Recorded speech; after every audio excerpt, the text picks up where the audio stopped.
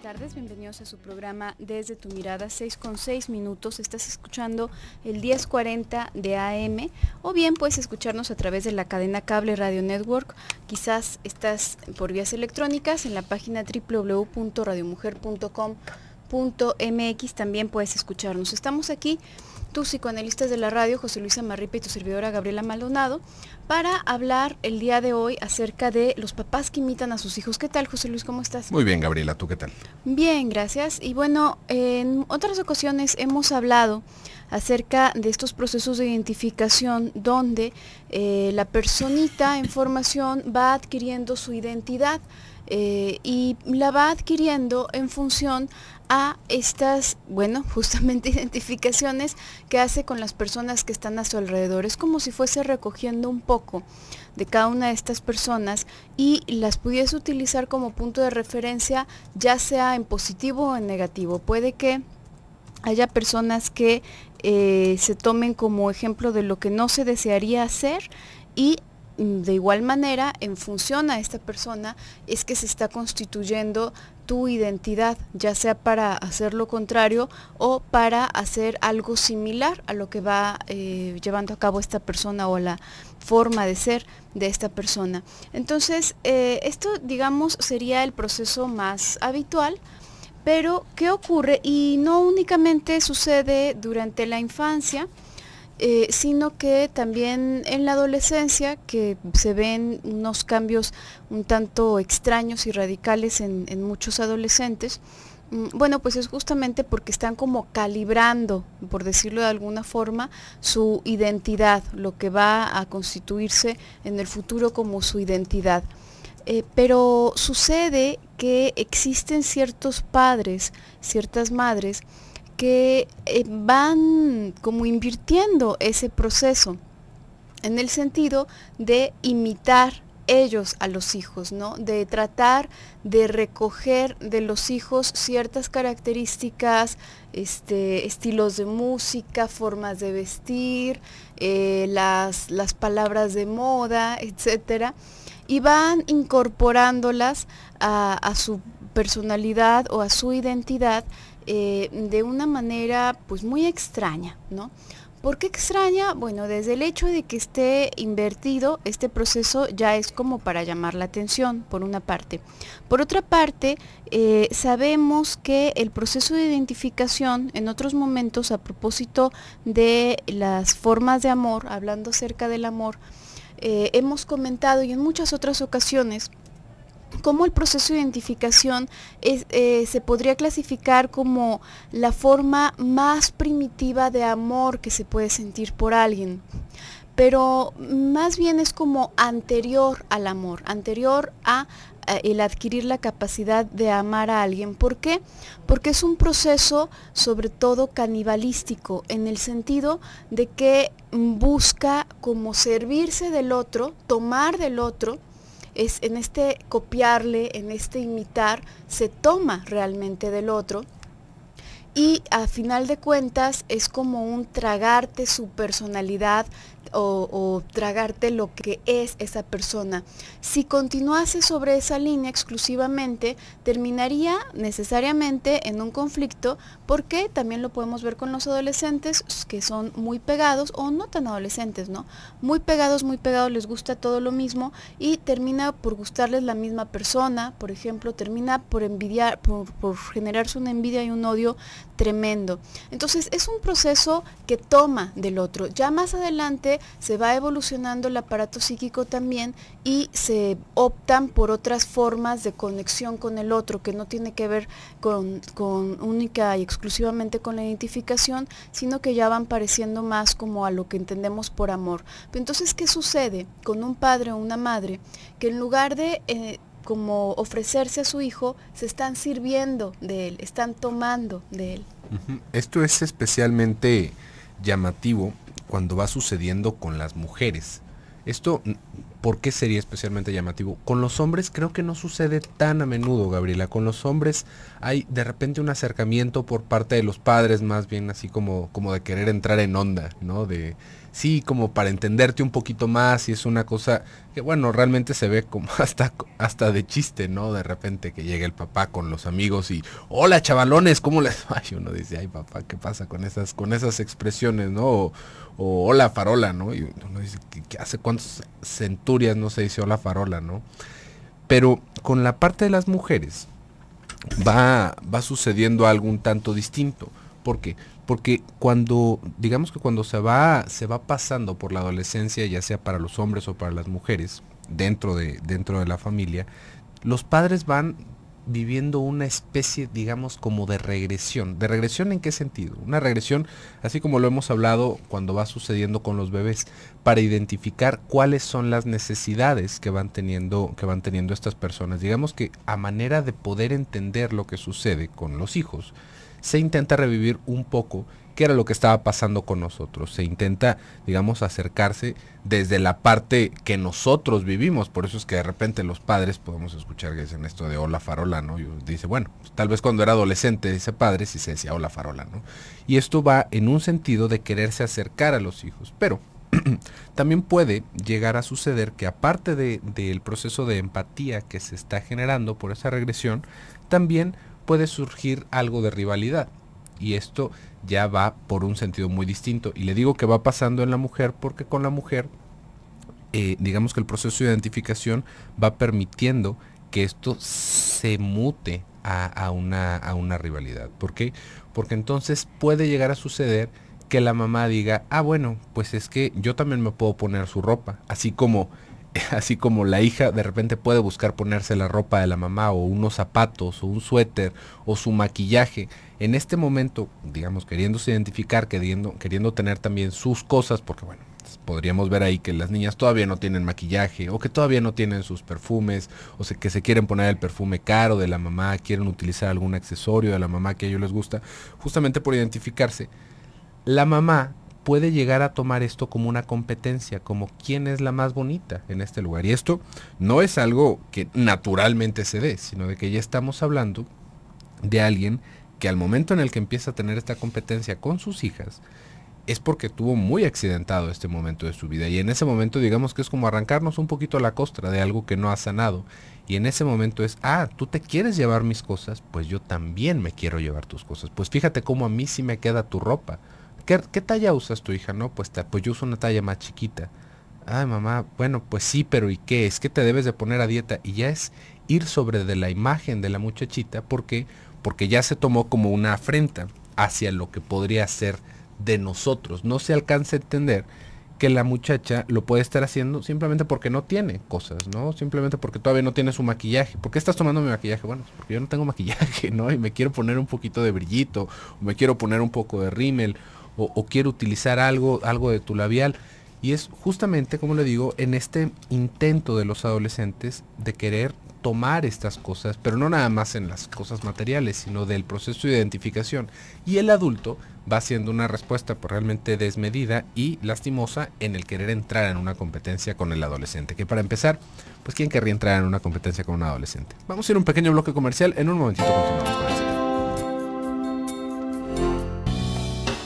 Regresamos a tu programa Desde tu Mirada, 6:19. Las líneas telefónicas, por si quieres comunicarte con nosotros y hacernos algún comentario o pregunta acerca del tema. El día de hoy estamos hablando acerca de los padres que imitan a sus hijos. Los teléfonos 31 22 11 90, 36 47 18 83. La línea nacional sin costo 01 807 27 54 20. También tenemos una línea directa para quienes nos escuchan desde Austin, Texas, que es el 512-215-4909. Y líneas electrónicas, está el chat en la página de radiomujer.com.mx. Únicamente debes ingresar a la sala de Desde tu Mirada, no quedarte en el lobby. Y tenemos el Twitter también, @desde tu mirada. También el correo electrónico desde tu mirada @radiomujer.com.mx. Y bueno, continuando con el tema del día de hoy, tú comentabas algo, José Luis, acerca de estas mamás que se ponen como en una cierta competencia, ¿no? Y que incluso puede entrar como una amiga mala leche, porque no cualquier amiga de la adolescencia hace eso, en ir comparando, ¿no? Bueno, pues es que a mí se me ve mejor esto, se me ve mejor aquello, etcétera. Y puede que ni siquiera sea de una forma tan explícita. En muchas ocasiones va encubierto con este supuesto cariño, ¿no? Y digo supuesto cariño porque vuelvo a la cuestión de la identificación. La identificación es un proceso anterior, es un proceso muy primitivo que a final de cuentas está demasiado impregnado de odio al mismo tiempo como para pensar que podría por sí misma establecer un vínculo sólido con alguien o un vínculo saludable. Entonces, hay madres que desde muy tempranito van teniendo esta curiosidad de vestirse igual que la hija, ¿no? La hija puede ser muy pequeña, a final de cuentas, pero es esta cosa como de vestirse como hermanitas, ¿no? O como gemelitas. Y bueno, pues ya desde ese momento hay un proceso de identificación tan fuerte que puede ser muy destructivo, sobre todo porque se esperaría que el adulto sea quien ya superó esa etapa y quien ya se encuentra en la capacidad de ofrecer algo distinto a esta criaturita que sí, por su primitividad, porque todavía no está bien civilizada, todavía no está bien educada en el mundo de los seres humanos, bueno, pues carece, ¿no? Necesariamente. Pero llega a ocurrir de formas muy distintas y veladas, puede ser desde esto, ¿no? Nos vamos a ir vestidas iguales. Llama la atención también algo en muchas familias en donde en relación al hijo o a la hija, pensando en el papá o la mamá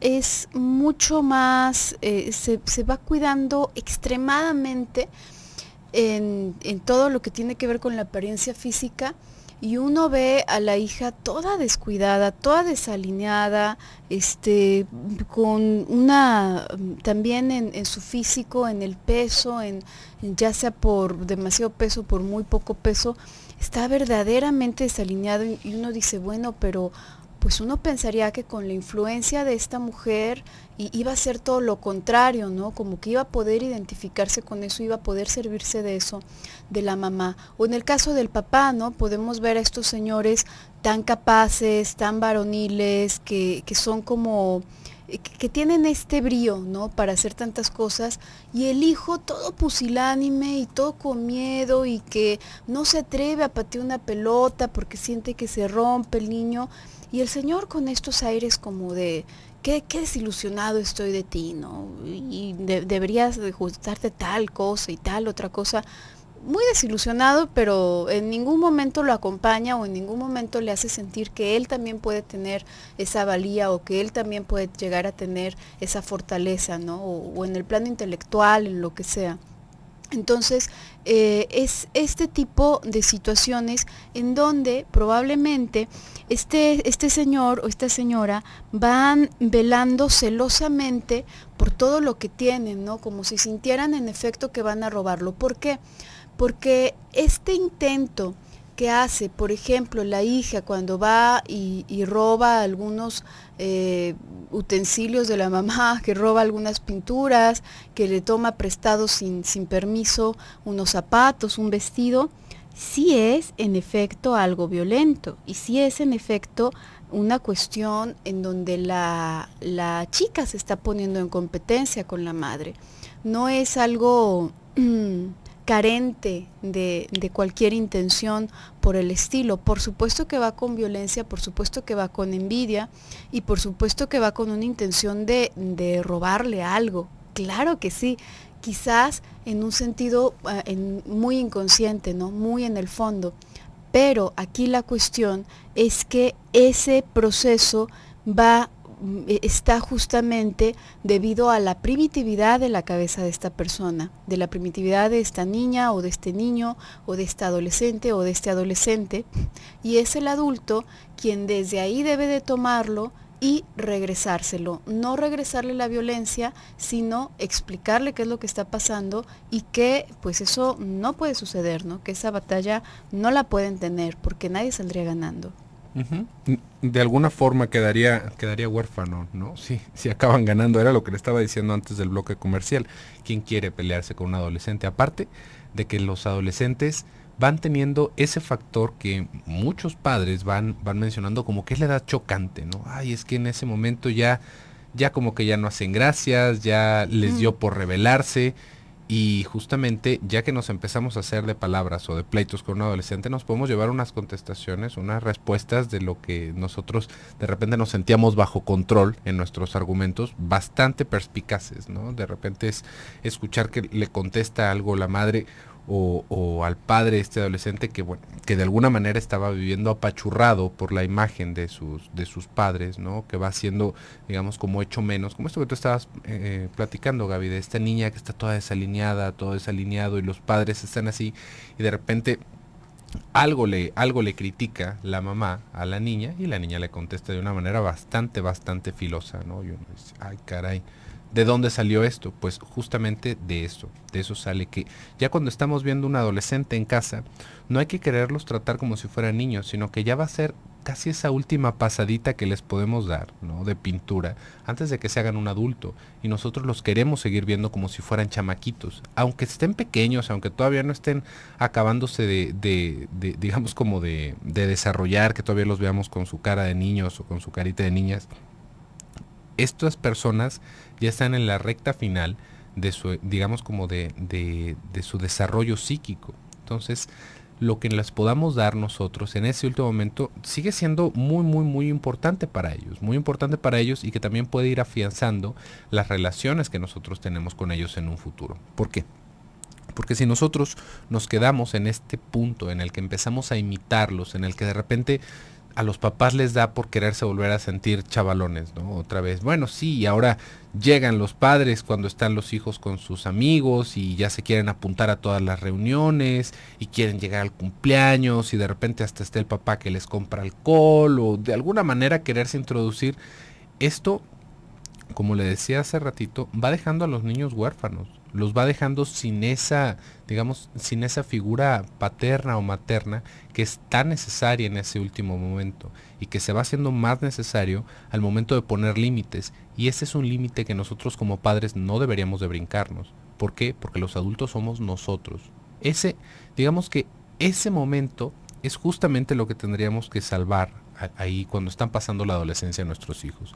Aquí los adultos todavía somos nosotros. Aquí yo todavía estoy justamente para ver a qué hora vas a llegar, para ver con qué personas estás saliendo, para ver que no tomes un mal hábito, no para yo sentir que voy a revivir algún momento de mi vida, porque entonces ahí ya dejamos solos a nuestros hijos en ese último momento, y en ese último momento justamente cuando estaban agarrando armas para enfrentarse al mundo adulto. Cuando están chiquitos son muy importantes las cosas que van pasando y realmente es toda la vida, digamos como todo el proceso es bastante importante, pero esa ya es la recta final que nosotros podríamos llegar a tener como para echarlo a perder con una competencia estúpida. Aparte, como le estaba diciendo esto, ¿quién quiere ponerse a competir con un adolescente? ¿Qué pasa con estas señoras, Gabriela, que se ponen a competir? ¿Quién es la más bonita? Si ella o la niña, ¿no? Y uno podría decir, a ver, ¿en serio queremos entrar en esa competencia? Porque tú puedes tener 30, 40 años y te estás poniendo la ropa de una niña de 12, 15 años. ¿Quién se ve fuera de lugar? ¿Quién está tomando un camino que no le va a llevar a otra cosa más que a frustrarse, ¿no? ¿Quién está compitiendo en un aspecto en el que no deberías de estar compitiendo? Y muchísimo menos con una hija, muchísimo menos con un hijo, ¿no? Es realmente algo bastante lastimoso porque no solamente va dejando lastimados a los hijos en su desarrollo, sino que también va generando un clima bastante molesto para los padres, que ahora sí, si el hijo o la hija se la creen, van a acabar con una persona que les va también a ser difícil el estar en casa, y bueno, realmente no tiene el menor sentido. Vamos a ir a un pequeño bloque comercial, en un momentito continuamos.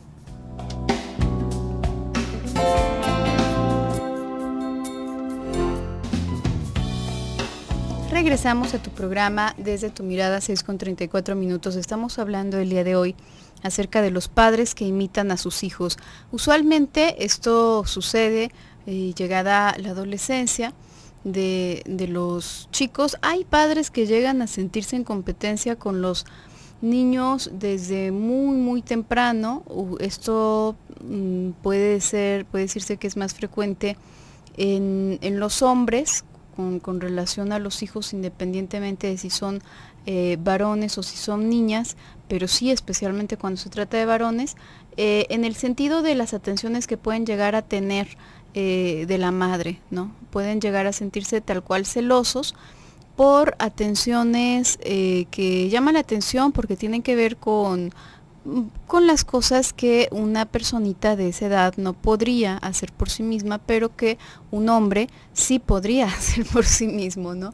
Entonces, es verdad, puede darse en diversas situaciones, pero nos estamos enfocando más en esta etapa en la que van adquiriendo su identidad las personas, y que de pronto a los padres en algún movimiento ahí en donde quisieran también hacer alguna modificación de la identidad, de pronto tienden a servirse de los hijos, ¿no? Llega determinado momento como de aburrimiento, como de hastío, como de desazón al respecto de su vida o sus ocupaciones, y efectivamente les resulta mucho más divertido toda la trama adolescentil, ¿no? De tener fiestas, tener amigos, estar más en contacto con lo que va saliendo, y en lugar de tener una vía como para renovarse por sí mismos, como, no sé, a lo mejor actualizarse si se trata de una cuestión incluso de tecnología, ¿no? De cualquier cosa. En lugar de eso se va tomando, como que se va alimentando de lo que ya tiene el hijo o la hija para sí. Y entonces, bueno, pues el hijo además está un poco en desventaja en ese momento, porque el hijo no puede comprarse una motocicleta, por ejemplo, porque no tiene el dinero, pero el papá sí, ¿no? Están en una situación como muy poco equitativa, y se va sirviendo de todo, ¿no? Como tú comentabas, José Luis, puede ser incluso de los amigos, ¿no? Irse haciendo muy cercano con los amigos. Hay un fenómeno que me llama a mí mucho la atención, y tiene que ver justamente con esto de Facebook, por ejemplo, y con muchas redes sociales. ¿Y qué pasa con estos padres que van añadiendo a los hijos, a las hijas y a los amigos de los hijos a sus redes sociales, ¿no? Aunque estemos hablando de una cuestión virtual? Y entonces entran como en el cotorreo, ¿no? Sí, es que de verdad es una cosa como de tratar de servirse de ahí, como de tratar de sentir que vuelven, o a lo mejor fue una etapa que no pudieron vivir de esa manera o disfrutar de esa manera y la añoran.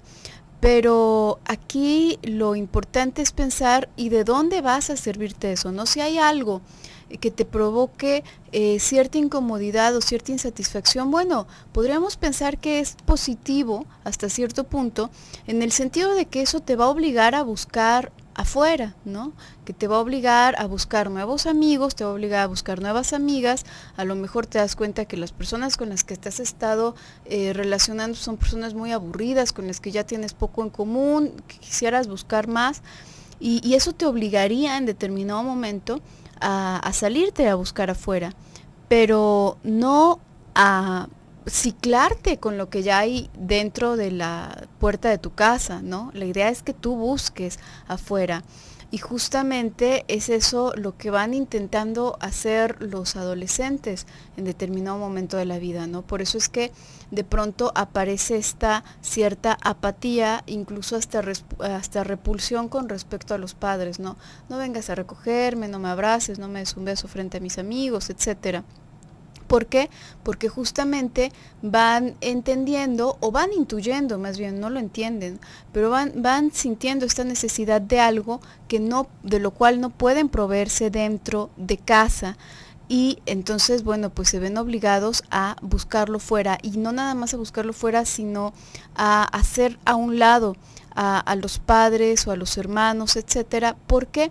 Porque surge también en estos momentos como toda una revolución hormonal y de una especie de reedición de todo lo que había sucedido durante la sexualidad infantil, ¿no? Esta ya es una sexualidad más en forma. Y si decimos, bueno, los niños tienen una sexualidad y eso de bañarse con ellos y dormir con ellos y tener relaciones ahí con el niño dormidito al lado, pues no es lo más adecuado que podríamos pensar. En el adolescente esto viene en un paquete mucho más intenso porque el adolescente además ya tiene desarrollado sus órganos sexuales y además todas las hormonas ya están a todo lo que da. Entonces, si a un niño, para un niño puede resultar invasivo el estar durmiendo con él y acurrucándose con él, para un adolescente mucho más, ¿no? Entonces la intensidad como de esta sensación incestuosa respecto a la cercanía de los padres puede ser mucho más peligrosa. Y en los adolescentes puede llegar a empezar a funcionar en un nivel distinto. Si bien con los niños, como que la cosa se va quedando en casa, Gabriela, es más como el estar juntos, el estar mucho tiempo abrazados. Con los adolescentes, por lo mismo de que ya son criaturas más grandes, ya empieza a girarse en, por ejemplo, podríamos pensarlo en eventos sociales, ¿no? Es que ahora mi hija me va a acompañar a este evento social porque su mamá no quiere ir. Me acompañan las bodas. Me acompaña a las bodas, ella es la que me acompaña a estas cosas. O mi hijo ahora me va a acompañar al cine porque bueno, pues ni modo que vaya yo sola al cine, ¿no? Yo quiero ver tal película, entonces mi hijo o mis hijos me llevan al cine. Y uno diría, a ver, ¿qué está pasando ahí? ¿Cuál sería el sentido de que esto suceda? ¿Por qué? Porque la brecha generacional para empezar es muy distinta. Otra cosa que estaríamos pensando es en esto que tú estás hablando del incesto, Gaby, de cómo ya las sensaciones empiezan a crecer en estas personitas y no es el mejor momento para que nosotros no les peguemos todavía más. Y es justamente en el poner primero las necesidades de los padres que las necesidades de los hijos, en donde va sucediendo esto, se acaba entendiendo, se les acaba haciendo entender a los muchachos que están en servicio de nosotros. Y esto es una cosa sumamente triste.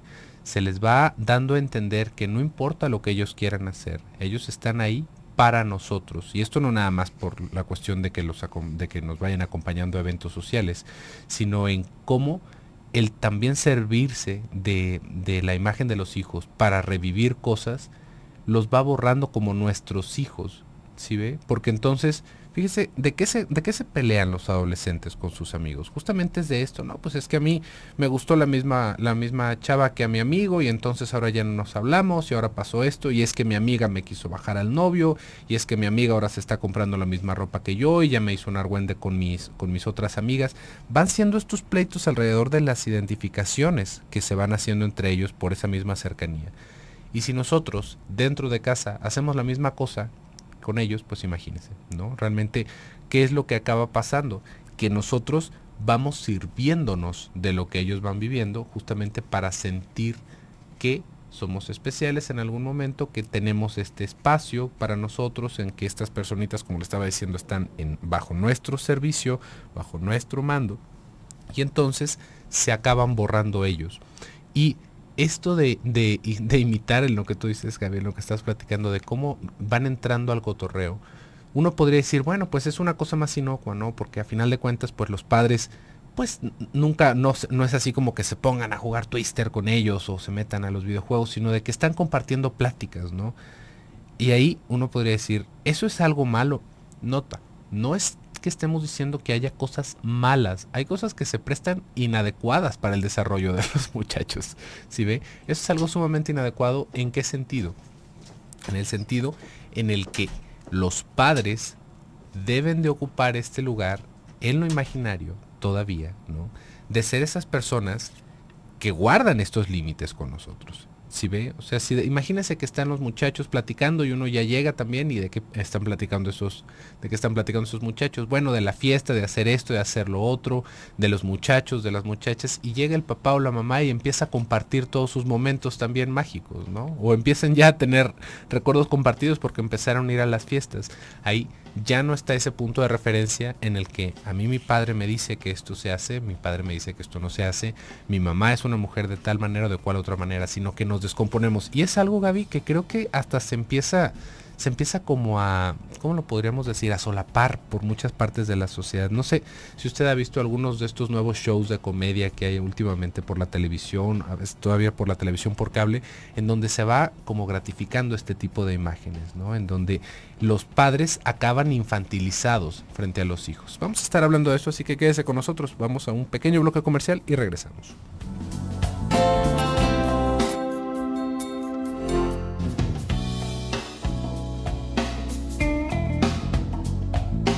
Regresamos a tu programa Desde tu Mirada, 6:50. Estamos en el último bloque del programa del día de hoy, pero el día de mañana continuaremos con este tema.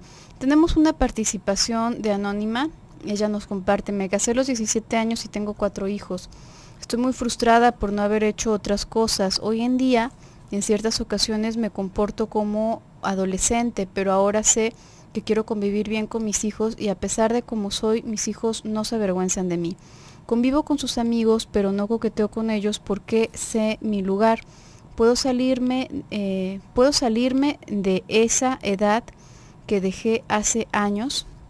Bueno, Anónima, aquí hace un momentito yo comentaba que cuando puede llegar determinado momento de la vida en que uno se siente muy satisfecho, se siente muy frustrado, ya sea por algo que dejó atrás o por algo que en realidad nunca accedió, ¿no? Un cierto bienestar que nunca se pudo tener, una tranquilidad que nunca se pudo tener. Entonces, esto, como comentaba, la cuestión aquí no es que la solución sea entonces sí ser medio adolescente nada más, quitando la parte de coquetear con los amigos de tus hijos, ¿no? Que además es una cosa, voy a ser muy franca, prácticamente imposible, ¿no? ¿Por qué digo esto? ¿Qué ocurre? Y lo podemos pensar no nada más entre adolescentes, en cualquier grupo de amigos de cualquier edad. ¿Cuál es el coqueteo realmente? Es decir, ¿cuándo se llega a intuir que alguien te llama la atención o que le llamas la atención a alguien? Pues basta con el trato cotidiano, ¿no? No es algo ni que podamos controlar para empezar, ni que sea tan medible, ¿no? Bueno, es que si no le guiño el ojo no cuenta, ¿no? A final de cuentas, lo que se está cocinando dentro, todos los afectos que se van entremezclando dentro de la persona, es lo que va dándole cierta calidad a la relación entre dos personas, independientemente de la edad, independientemente de la situación en la que se encuentren. Entonces podemos pensar, y además muchas veces lo hemos dicho, ¿no? ¿Por qué es saludable que las personas salgan de sus casas? Y justamente lo que decíamos hace un momento, ¿por qué en determinado momento y justo pegado a este resurgir tan potente de la sexualidad del adolescente? Porque es justamente en este momento que intenta alejarse, si sus padres se lo permiten. Bueno, porque la sexualidad no es algo que nosotros podamos suprimir o controlar. Es algo que nos obliga a buscar, es algo que nos llena de deseo y puede convertirse incluso en ansiedad este deseo. Cuando no encuentra un lugar en donde ser descargado, puede convertirse en ansiedad. Y la cuestión es que impregna lo que pueda impregnar. Si lo único que tenemos alrededor, y justamente por eso hablábamos acerca de el incesto, si lo único que tienen alrededor los adolescentes es a los padres, bueno, pues por supuesto que esa relación se va a ir sintiendo cada vez más peligrosa. ¿Por qué? Porque se tiene tan cerca y se tiene tanto deseo y no se permite ningún contacto con nadie más, que los sueños, fantasías, cualquier cantidad de cosas se van a dirigir necesariamente a esas personitas que están alrededor, sean hermanos, sean padres, sean o no del mismo sexo. Es indistinto. La pulsión sexual no es algo que podamos reprimir. Entonces, Anónima, yo pensaría que si tú vas sintiendo esta frustración y este vacío, esta necesidad, podrías buscarlo afuera, ¿no? No con los amigos de tus hijos, no con tus hijos, porque a final de cuentas hay cuestiones que nosotros no podemos controlar. Y digo, podrías buscarlo afuera de una forma realmente hipotética, porque si no lo haces, es porque el deseo está puesto en otra parte, es porque nosotros nos podemos llegar a justificar y recuerda que nosotros nos vamos haciendo nuestras teorías de por qué hacemos o dejamos de hacer las cosas, ¿no? Cuando desconocemos los verdaderos motivos, ponemos una teoría que nosotros inventamos. Entonces, tú puede que te estés diciendo que todo esto pende del hecho de que te casaste muy jovencita a los 17 años y que te quedaste con ganas de hacer cosas a esa edad. Pues es posible que vaya más de fondo, es posible que el deseo esté en sí, en los hijos y en esos amigos de los hijos. Entonces, en ningún momento dan ganas de ir y buscar afuera, de ir a hacer propios amigos, de ir y tener propias fiestas, no. Y de buscar pareja, menos, ¿no? Ay, no, a mí eso ni me llama la atención, la verdad. Nada más, de pronto se me hace divertido ir y platicar, ir al cine con ellos. Bueno, pues entonces probablemente el deseo, en efecto, está en esas personas. Y ahí ya tendríamos que pensar en qué tan saludable puede llegar a ser eso para ambas partes, ¿no? Fíjate, Gaby, tenemos otra participación que va no en el mismo sentido, pero también, digamos, como en donde se va localizando el problema. Nos dice Anónima: ¿qué repercusión puede tener que un hombre de 30 años, al cual su mamá lo obligó a ponerse un condón delante de ella, está mal escrito esto, dice, ¿qué repercusión puede tener un hombre de 30 años que su mamá lo obligó a ponerse un condón delante de ella para ver si éste sabía hacerlo? Yo creo que más bien, ¿qué repercusión puede tener en la vida de un hombre de 30 años que su madre lo haya obligado a ponerse un condón enfrente de ella para saber si sabía utilizarlo? Yo creo que ya el momento en el que sucede esto, ya estamos muy lejos de lo que realmente generó el problema.